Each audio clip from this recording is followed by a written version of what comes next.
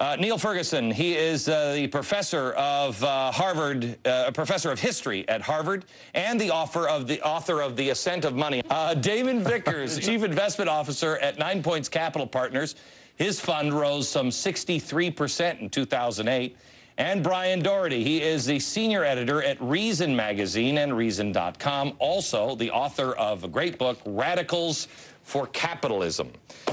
Okay, I guess let me start here, and let me start with you, Neil, on let the American people in on how bad things are in Greece. What is it like in Greece? Well, we kind of assume that these countries like Greece, and you can add in Portugal and Ireland and Spain, that's why we use the acronym PIGS, because they are in pretty much the same substance that you'll find most pigs. They have spiraling unemployment, rocketing deficits, and the markets no longer believe that their politicians can possibly pay off the debts that they've racked up before and during the economic crisis. And just as some of us predicted, no sooner did they try to start balancing the budget, and the Greeks have got to get their deficit down from 13% to 3% in 3 years, then, of course, the public sector workers went on strike and took to the streets. So we've got people in the streets of Athens today, and I should imagine tomorrow, too. The country's going to grind to a halt, and their only hope really is that their old friends, the Germans, will bail them out. That is now Greece's economic policy, handouts from Germany.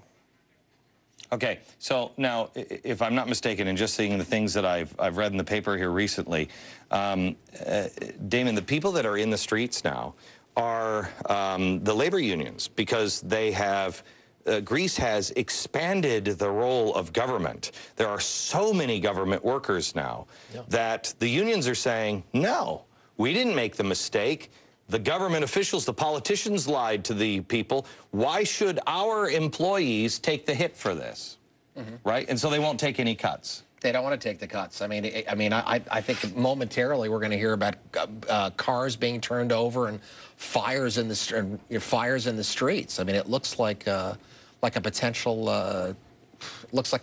revolution beginning in Europe. We were talking before we went on the air, and I said, I want to get, Brian, I want to get your thought on this, and Neil, I want to talk to you about this as well. So let me start here, and then we'll go around. Before we went on, I talked to you about The Coming Insurrection, book that is from Europe. It's communist. They say, hey, we were going for this socialist utopia. You politicians lied to us. They basically got in bed with the Nancy Pelosi's, if you will, of Europe, and said, you promised us that we were going to have this socialist utopia. You won't do it. They're unveiling themselves now as real communists and saying, then we'll do it. And that's the coming insurrection. When I told you this story, you said you were driving in the car here. That's funny. Yeah, and you were writing down notes, things that came to your head, and what happened? Yeah, I mean, you do an interview like this, and doing interviews with you are kind of intense. And a little bit. So I'm trying to condense, really what's going on in the world. We're all trying to figure it out. What's going on in Europe? How does this play into the United States? Where are things likely unfolding? Where maybe are we headed? And if you get a disintegration of all the systems and the checks and balances and the unions uprising because they're not getting enough bennies, and Greece is 10% of the whole 10% of the whole population works for the government. I mean, who wouldn't have a revolution against this giant tumor of an enterprise that is sucking the life out of the economy? 1/3 of the people don't opt in to pay income taxes in Greece. The average family pays $2,500 a year in bribes just to get things done. And there's a break in the trust between the citizen and the government. And so the governments keep lying, westernized governments keep lying to their citizenry around the world. And this developing unrest and the bankers and the Wall Street and the mortgages and people getting squeezed more and more. And here comes the austerity programs announced by Greece yesterday that they're going to hike taxes, and at the same time, they're going to freeze wages.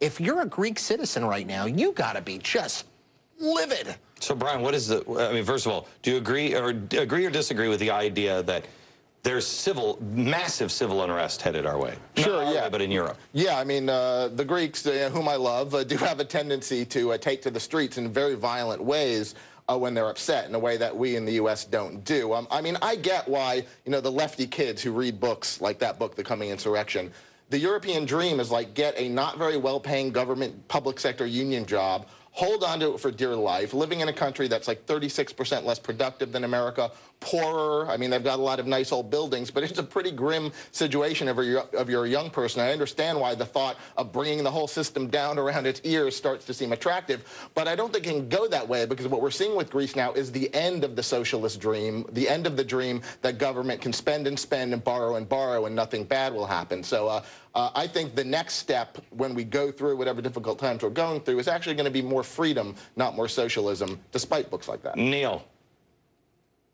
Your thoughts? My message, Glenn, is that pigs are us. In other words, we very quickly could find ourselves in a similar situation to Greece. I looked the other day at some International Monetary Fund data, which startled me because I realized that, in fact, the United States is in almost as bad a fiscal position as Greece. There's hardly any difference when you actually look at what the U.S. would have to do to bring its budget back into balance. But I think what you get here is not a swing to the left. One of the things that differentiates the U.S. from Europe is that when things go wrong, populism here takes a completely different form. People feel more individualistic, they feel more resentful of big government, and I think what we're seeing at the moment is the beginning of a big populist backlash. But it's early days, because I think for the time being, it will seem to be a European crisis, maybe for months. Investors are going to say, to heck with the pigs, I'll put my money in the U.S., the dollar will probably rally, and everybody here is going to relax. And that's the fatal thing, to think that this isn't going to ultimately catch up with the United States. If you look at the Congressional Budget Office data,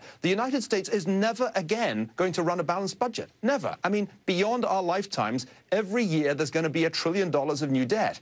Now, that game can come to an end very quickly indeed when investors look at the math and they say, wait a second, a debt-to-GDP ratio of 100% in 2012? That can't be right. And we get the same treatment the pigs are getting now. So my message is pigs are us. We're not that better off than Portugal, Greece, Spain, and Ireland. Can somebody explain there's this, I keep reading about this magic number of 90% debt to GDP. That there's this magic number that once you cross, we're at 84%.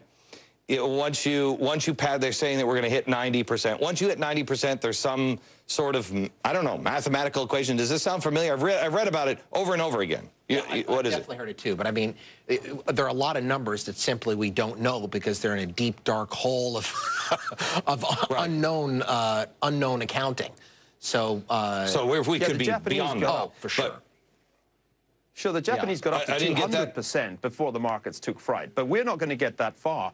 I mean, these numbers are in some ways rather arbitrary because what happens is all to do with the interest on your debt. If you're paying 3.5% on the debt, as the US is, broadly speaking now, you can ratchet up quite a lot of debt. But if, as happened to the Greeks, the markets say, no, wait a minute, we'd rather have 5.5 or 7.5%, then very quickly your debt starts to kill you. And that's what I'm most afraid of, Glenn. What worries me is that the cost of servicing this huge debt could suddenly spike upwards. And when that happens, of course, it starts to consume a larger and larger share of the budget. It goes from maybe 9% of total revenue to 25%. And then you are in the kind of fiscal crisis that we're seeing in Europe right now. I think that could happen in the United States this year. I know Damon wants to ask you a question here, but I just have to ask you, is there any doubt in anybody's mind here that that's going to happen? I mean, these interest rates can't last. It's going to go up. I don't think they can last because what you've got globally is right, I think Neil is speaking to very well, is that there's a demand for capital, real capital, on a planetary basis, on a global basis. China has it, Asia has it, we don't. We print money and self-deal. And so if countries need capital, like Greece, like Portugal, like Spain, like the U.S., we have 200 debt auctions per year. We all have to compete for capital. So rates can't stay where they are right now. Right. We could see a ratcheting up of interest rates, which could implode the bond market, which would be the debt market, which may be ultimately where this all winds up. If you can't pay the debt off, what do you inevitably have to do? You've got to write it off.